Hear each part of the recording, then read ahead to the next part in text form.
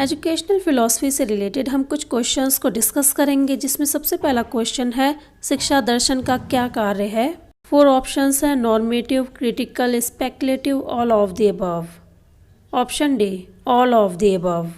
Normative, critical, speculative ये सभी educational philosophy के कार्य हैं। सबसे पहले हम थोड़ा नॉर्मेटिव फंक्शंस को डिस्क्राइब करेंगे। जो नॉर्मेटिव फंक्शंस होते हैं, चीज़ कैसी है और उन्हें कैसा होना चाहिए, किस चीज़ को कितना महत्व देना चाहिए, कौन सी चीज़ अच्छी है और कौन सी बुरी है, ये बताते हैं।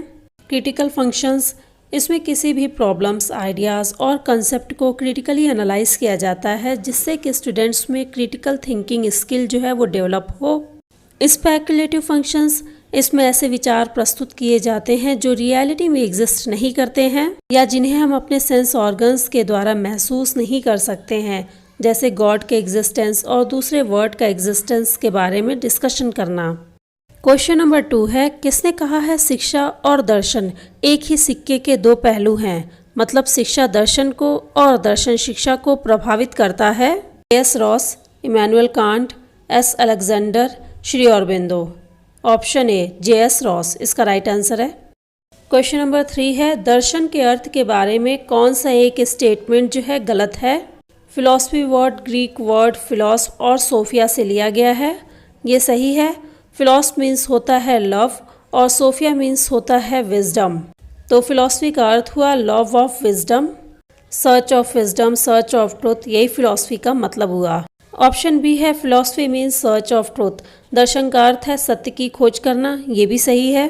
ऑप्शन सी है, फिलॉसफी का प्रैक्टिस से कोई लेना देना नहीं है, ये ऑप्शन गलत है। ऑप्शन डी है, फिलॉसफी जो है वो अंतर्दृष्टि, इंसाइट प्रदान करने के लिए एक सतत प्रयास है, ये ऑप्शन सही है। नेक्स्ट क्वेश्चन है, किसने कहा है कि अन्य अध्ययनों की तरह फिलॉसफी का भी मुख्य उद्देश्य है ज्ञान प्राप्त करना। 4 ऑप्शंस है, Bertrand Russell, Plato, Adams, Spencer. Option A right answer है।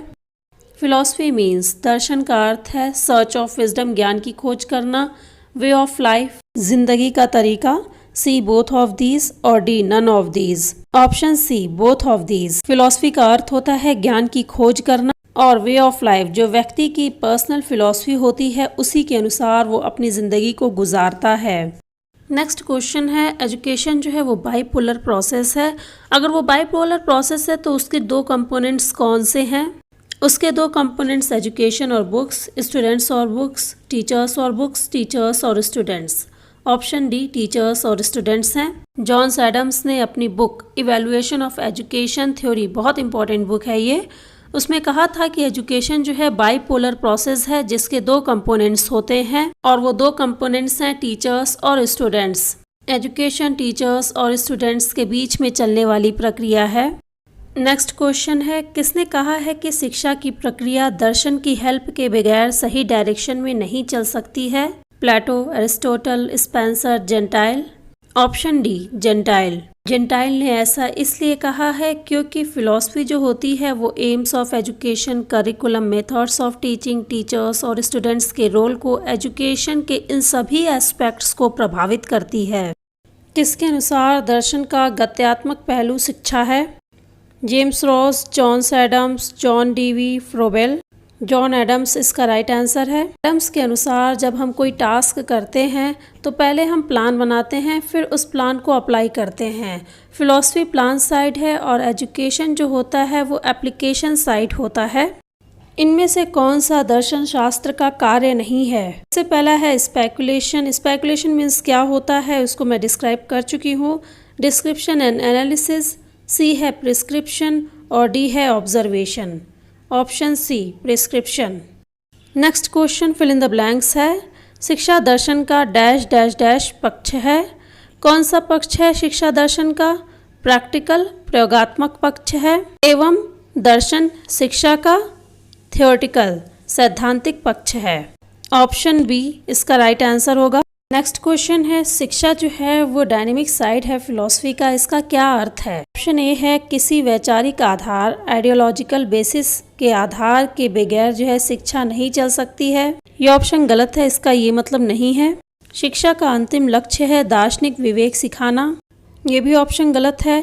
शिक्षा दर्शन को गति प्रदान करती है, ये भी ऑप्शन गलत है, इसका मतलब ये नहीं होगा। डी ऑप्शन है शिक्षा सैद्धांतिक मतों को व्यवहारिक रूप प्रदान करती है, ये ऑप्शन सही है। नेक्स्ट क्वेश्चन है एजुकेशनल फिलॉसफी को टीचर एजुकेशन करिकुलम में क्यों रखा गया।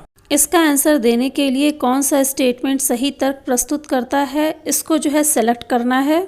Philosophy is an oldest discipline, दर्शन शास्त्र सबसे पुराना विषय है। दर्शन शास्त्र जो है विषय के रूप में बहुत पुराना नहीं है और ये तर्क नहीं हो सकता जिसके आधार पे टीचर एजुकेशन करिकुलम में फिलॉसफी सब्जेक्ट्स को रखा जाए। ऑप्शन बी, फिलॉसफी जो है एजुकेशनल कंसेप्ट को पूरी तरह से समझने में मदद करता है, ये ऑप्शन सही है। फिलॉसफी और एजुकेशन एक ही सिक्के के दो पहलू हैं, ये भी ऑप्शन सही है। ऑप्शन डी, दर्शन शास्त्र फिलॉसफी जो है वो भावी अध्यापकों फ्यूचर टीचर्स का जो व्यक्तित्व होता है, बिहेवियर होता है, उसको बेहतर रूप से विकसित करने में सहायता प्रदान करता है, ये भी ऑप्शन सही है। ऑप्शन ई है शैक्षिक अवधारणाओं के दार्शनिक विश्लेषण से विवेकपूर्ण दृष्टिकोण विकसित करने में सहायता मिलती है, ये भी ऑप्शन सही है। ऑप्शन 3 इसका राइट आंसर होगा। नेक्स्ट क्वेश्चन है उत्पत्ति और विकास के आधार पे साइंस, टेक्नोलॉजी, फिलॉसफी और एजुकेशन को एक क्रम में व्यवस्थित करना है। उत्पत्ति के आधार पे सबसे पहले फिलॉसफी होगा, फिर उसके बाद एजुकेशन, एजुकेशन के बाद साइंस और उसके बाद टेक्नोलॉजी। ऑप्शन सी इसका राइट आंसर होगा। नेक्स्ट क्वेश्चन है निम्नलिखित में से कौन सा प्रोग्राम जो है वो सभी के लिए शिक्षा के कार्यक्रम से संबंधित नहीं है। ऑप्शन ए है इरेडिकेशन ऑफ इलिटरेसी, इस प्रोग्राम में सभी को साक्षर बनाने की बात की जाती है।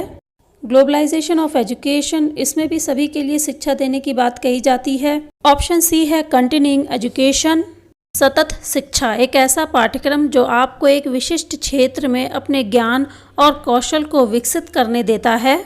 यूनिवर्सलाइजेशन ऑफ एजुकेशन, इसमें भी सभी के लिए शिक्षा की बात कही गई थी, तो इसका ऑप्शन होगा ऑप्शन सी।